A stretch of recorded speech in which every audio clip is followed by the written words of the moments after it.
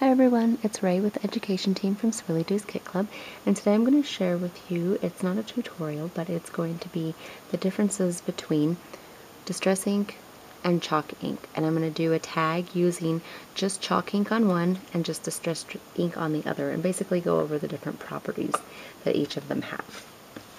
So I'm going to start out using distress ink. I'm going to use brown. And I'm going to shade the tag. I'm going to shade the edges.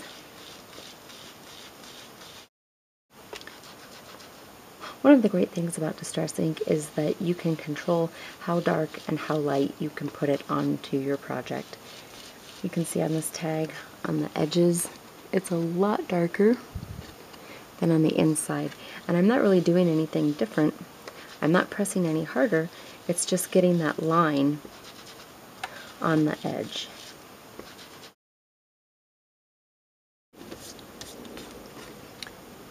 So there's the tag with just the distress ink on the edges.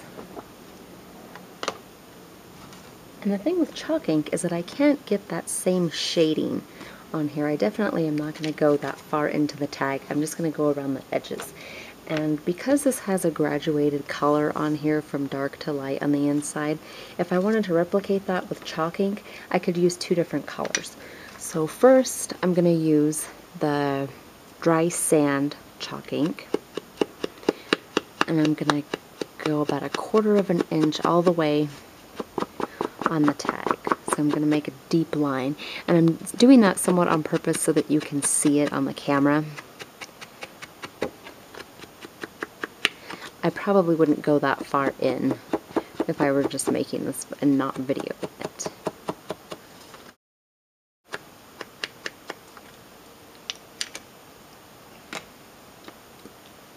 And next I'm going to take the dark bark from the Prima line.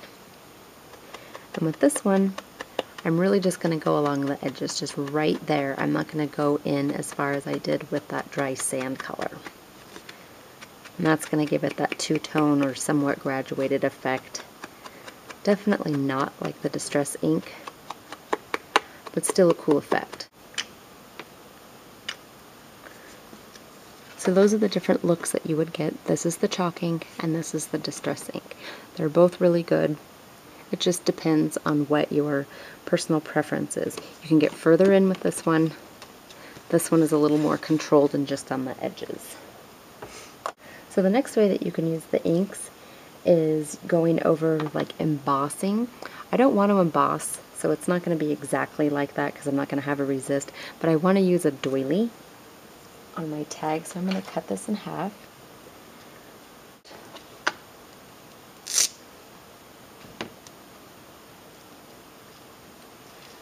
So I'm using Dusty Concord. So I find when you do this on a doily, you can streak it and you can really variegate the color if you don't push hard.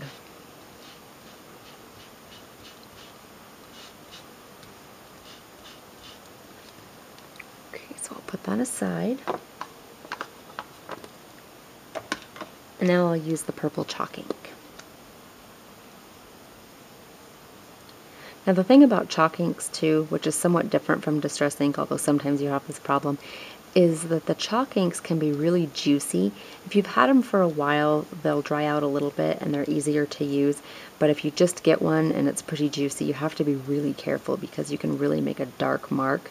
And that's not really the purpose of the ink. It's more of a subtle color, or at least that's what I think it's supposed to be for. Alright. So this is what it looks like on a doily with the chalk ink. And this is what it looks like with the distress ink. There's not a lot of difference. You can see more of the light and dark on this one, but with the chalk ink, I don't notice that so much. It looks like a more fluid color. So that is putting that on an embossed surface without a resist. And now let's try one with a resist. These are Heidi Swap butterflies that I got from Michael's. They're not from the kit. And I am going to make those green. Okay, so again with my Distress ink, I'm using peeled paint for this. This has a resist surface on here, and so you can be somewhat careful and how hard that you push. You could get that very deep green all over on here, but I didn't want to. I wanted it to fade a little bit in there.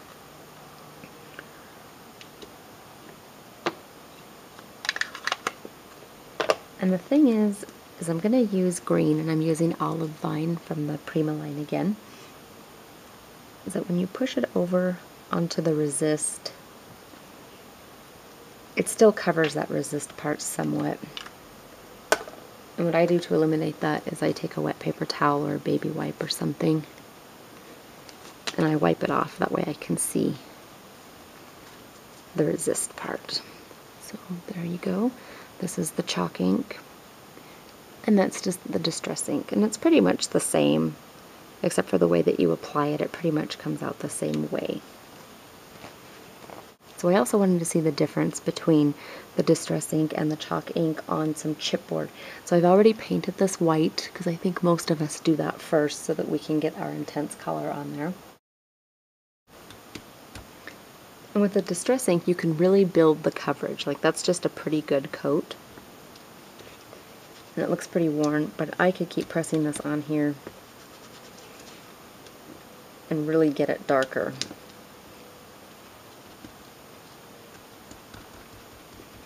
And then if I wasn't really happy with that, and I'm kind of not, I like it, but I want it to be a little bit darker, I can go ahead and press this right onto the Distress ink pad. And that's dark enough. And that's the one thing that I really do like about the Distress ink, is there's lots of variability in that. You can make it light or dark, it just depends. And now with the chalk ink,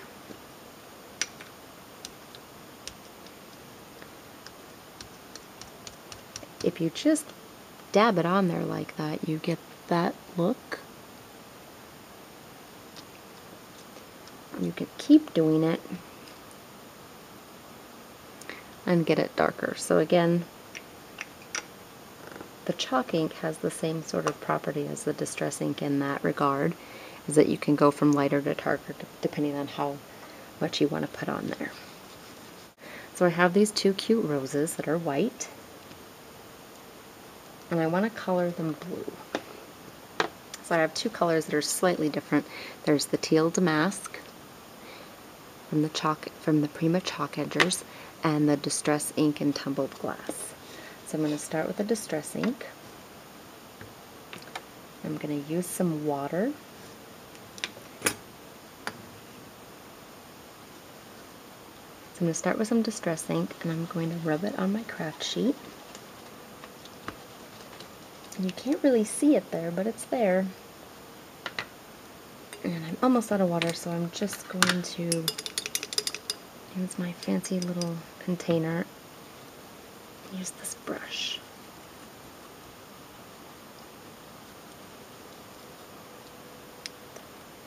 And then I'm just going to go on the inside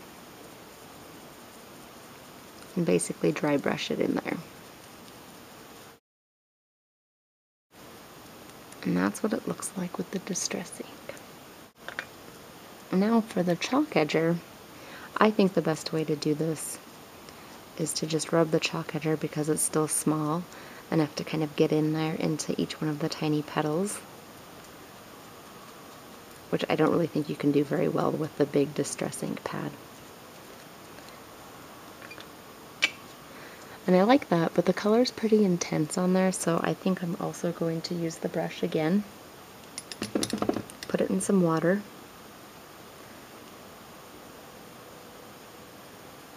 And paint in the petals. And with the chalk ink, it looks like you can get more of a graduated look with it as opposed to the Distress ink, or at least the way that I did it. Okay, so there's one more thing that I want to do using the chalk ink versus the Distress ink, and that is to use a stamp. And I'm going to keep with my theme. I've done only chalk ink for this tag. And so I'm going to go ahead and do some more chalk ink. And I'm going to use black, and I'm going to use this cute little stamp by La Blanche.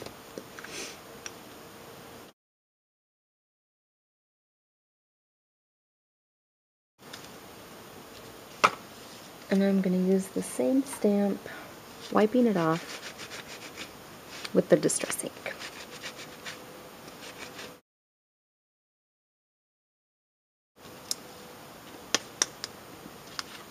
So that's what it looks like with the Distress ink, and this is what it looks like with the chalk ink. Obviously the Distress ink is a little more intense, while the chalk ink is a little more subtle. Maybe that's user error there because I kind of pressed really hard and you can kind of see that there, but that's alright.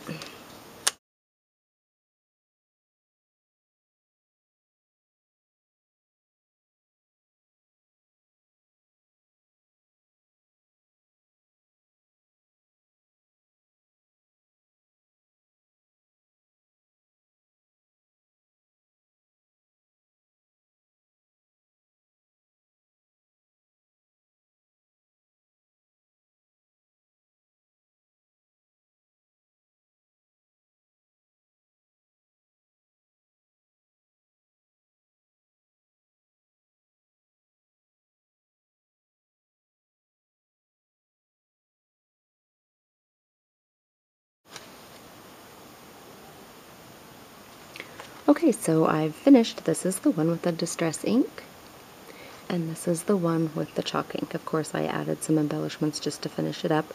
This is pretty colorful for me. I don't normally do things this colorful, but it showed you the different ways that you could use the different colors of Distress and chalk inks. So I hope that you found this informative and enjoyable. Thanks for watching.